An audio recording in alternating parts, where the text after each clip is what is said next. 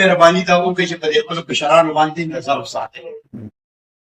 ګورئ بچی چې ته پرېږدي که نه واګې ورسستې کې، نو ظاهره خبره ده چې هغه خو بیا باچا دی چې په کومې باندې لاړ دا خو ځینې بچی که نه هغه چې وایي جواني دیواني ہوتی ہے. په دې ټایم کې دا ټینیجر چې مثلا د دې 16 نه 18 نه والې تر د 30 پورې به مونږ وایو چې ځواني ده. په دې ټایم کې د انسان عقل هغسې کار نه کوي کوم چې د مور ستاسو د عمر د خلکو کار کوي. هغه د غلطي بلطي نه ښکاري، جرم هم جرم نه ښکاري. نو مهرباني وکړئ داسې مواري اوس تاسو جوړېږي دا د مور او پلار جوړېږي، ځکه چې اخلاقي تربیت مور او پلار کوي.